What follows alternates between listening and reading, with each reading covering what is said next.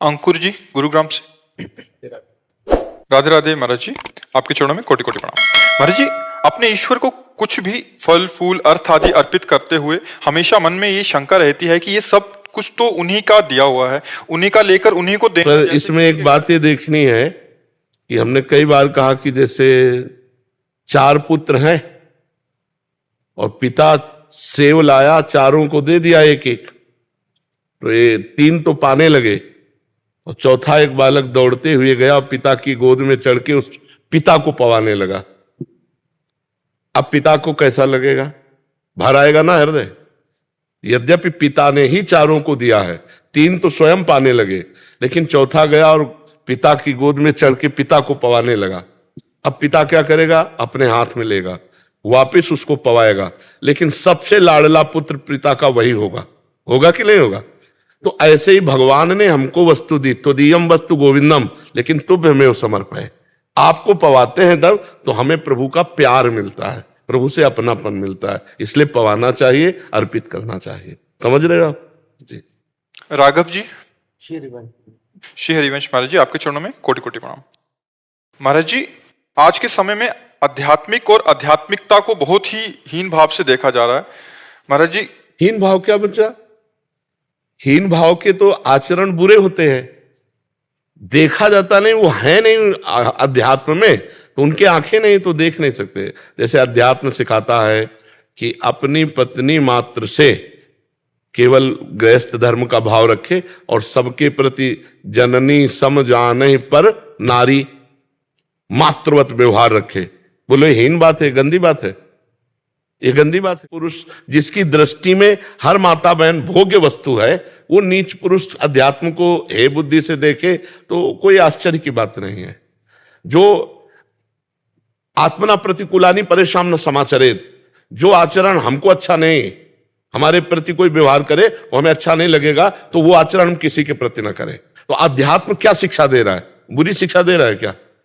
अगर अध्यात्म को बुरी दृष्टि से देखा जाएगा तो नारकी पुरुष है, नीच पुरुष है, पापी पुरुष है। तो ऐसे पुरुष की तो कोई वार्ता ही नहीं होती। ऐसे पुरुष जो गिरा हुआ है उसकी क्या वार्ता? वार्ता तो जो चल रहा है उसकी वार्ता है। अध्यात्म कौन सी बुरी बात बताता है? हम बैठकर यही बताते हैं कि पराई बहन बेटियों की तरफ गंदी दृष्टि से मत देखो, ब्रह्मचर्य का पालन करो, गृहस्थ में हो तो अपनी पत्नी से प्यार करो, गृहस्थ में हो तो अपने पति से प्यार करो, धर्म पूर्वक चलो, माता पिता की आज्ञा का पालन करो, रुपया पैसा अधर्म में मत खर्चा करो, नशा मत करो, व्यभिचार मत करो, गंदे आचरण मत करो, तो तुम ही सुखी रहोगे। इसमें तुम ही सुखी रहोगे। अब आप शराब नहीं पीते, गंदी बातें नहीं करते, तो जो ये गंदी बातें करते हैं पीते हैं वो आपका उपहास करेंगे, अरे बड़ा भगत बना हुआ है, तो ऐसा बोलेंगे। तो हाँ, तो आपको कोई बुरा तो नहीं कहा ना, बड़ा भगत कहा है, सम्मान ही तो दिया है। भगवान का दास हमको बोला कि बड़ा भगत है ये, तो बुरी बात तो नहीं कही, तो हम क्यों बुरा मान गए? बड़ा भगत बुरी बात है क्या? नहीं, बुरी बात नहीं। तो हम उसको गलत समझ रहे हैं। वो लोग कह रहे हैं देखो पीता नहीं बड़ा भगत बनता है, साधु बनता है, साधु महात्मा बनता है। तो कितनी बड़ी बात कह दी, तुम्हें पैंट शर्ट में साधु बना दिया, तुम्हें बड़ा भगत कह दिया, तो कोई बुरी बात तो है नहीं। अच्छा, उनकी जो दृष्टि है, अगर वो हमारी वाली दृष्टि आ गई तो सुधर जाएंगे कि नहीं सुधर? और सुधर रहे हैं। ऐसा नहीं कि अध्यात्म चर्चा सुन करके सुधारना हो रहा हो, हजारों भाई बहन सुधर रहे हैं, तो दृष्टि तो उनकी बदली रही है। और जिनकी नहीं बदल रही है, भगवान उन पर भी कृपा करेंगे, आज नहीं तो कल कृपा करेंगे, वो भी सुधरेंगे। हमको अध्यात्म को से चलना ही पड़े। अच्छा, अध्यात्म से नहीं चलोगे हम कह रहे हैं, और जब तुम गलत आचरण करोगे तो तुम्हारा मन बढ़ता चला जाएगा ना, तो तुम पाप करोगे, पकड़े जाओगे, जरूर पकड़े जाओगे, और फिर उसकी दुर्दशा होगी। अध्यात्म में अगर आज सुधर गए तो बढ़िया है। आचरण अगर प्रकाशित हो गए तो हमारी कानून व्यवस्था आपको संभाल लेगी, नहीं संभाल लेगी। तो अगर अध्यात्म की बात मान लो तो ना तो यहां पुलिस के डंडे खाने पड़ेंगे, और ना जेल की सजा भोगनी, और न नरक भोगने पड़ेंगे। मान लो जो पाप किए कोई नहीं जानता, तो उसका नरक हिसाब होगा। नरक जो बना है ना, वो इसी हिसाब का बना है। इसीलिए कहते हैं राधा राधा राधा राधा, भजन करो, अच्छे आचरण से चलो, तो यहां सम्मान नहीं मिलेगा तुम्हें मानो दुष्टों के बीच में, लेकिन ये तो जरूर है कि आपका प्रभाव रहेगा।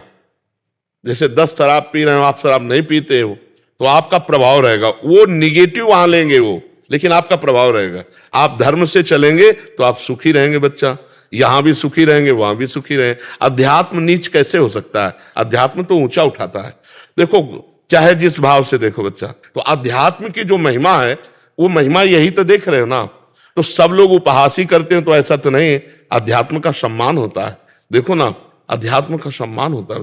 जो दुष्ट प्रभाव स्वभाव वाले हैं वो भले करें, नहीं तो अध्यात्म का सदैव आदर ही होता है।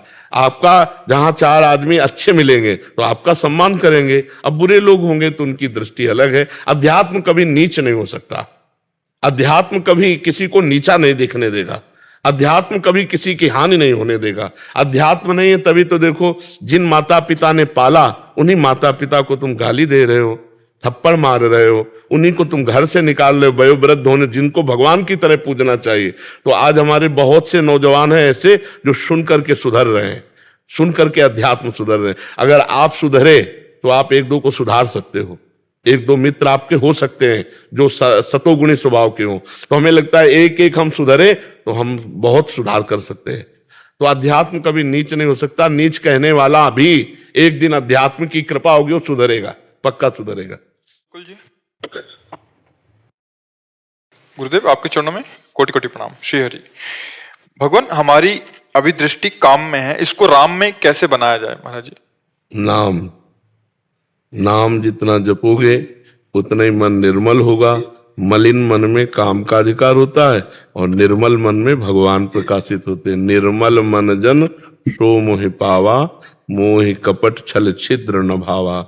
निर्मलता नाम करेगा। जितना नाम जप करोगे उतना ही निर्मल होता जाएगा मन। जितना नाम जप करोगे उतना ही ज्ञान प्रकाशित होगा। जैसे दो लकड़ियों के घर्षण से अग्नि दिखाई न देने पर भी प्रकाशित हो जाती है, ऐसे जिह्वा में नाम रगड़ने से राधा राधा राधा, राम राम, कृष्ण कृष्ण, हमारे अंदर दिव्य ज्ञान, दिव्य प्रेम जागृत होता है।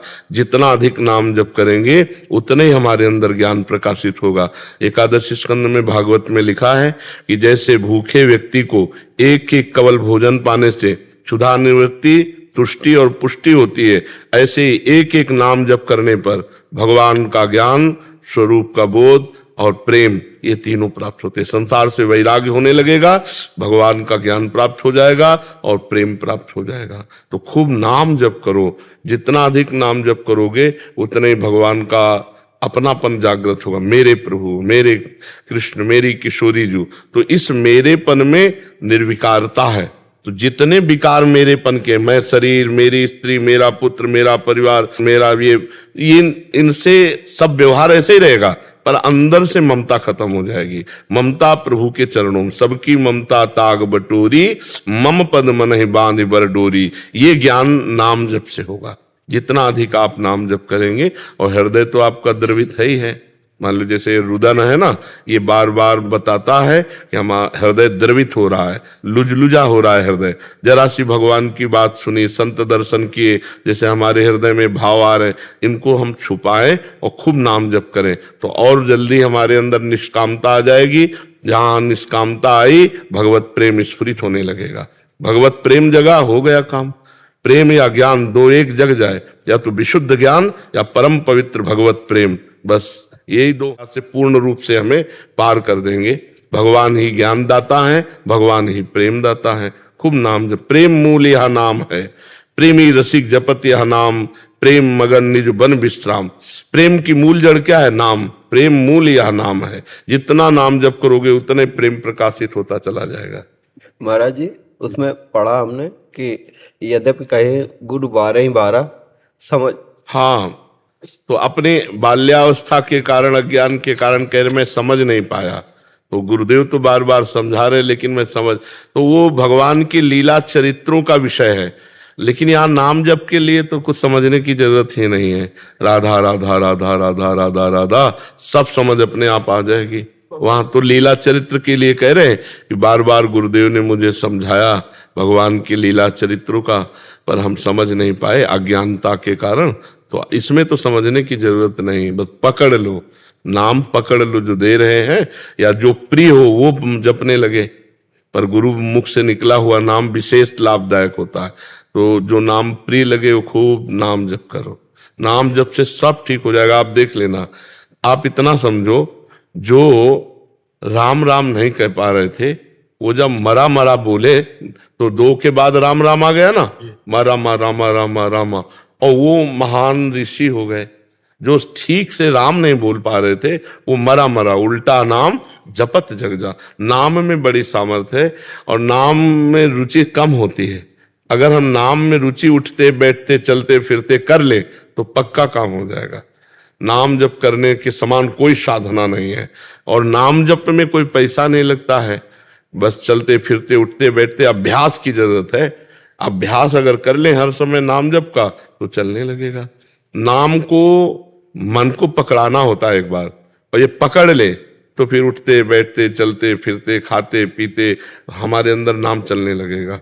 नाम चल गया तो बस हो, जैसे हम बढ़िया जहाज में बैठ जाए तो हमको न तैरने की चिंता है न डूबने की चिंता, पार हो गए। तो इस संसार समुद्र से कह रहे नानक नाम जहाज है चढ़े से उतरे पार। नाम रूपी जहाज में चढ़ गए मतलब राधा राधा राम राम हरि हरि कृष्ण कृष्ण, जो नाम प्रिय हो बस उसी से आप पार हो जाओ। बहुत समुद्र से पार होने के लिए सुदृढ़ नाम जहाज है।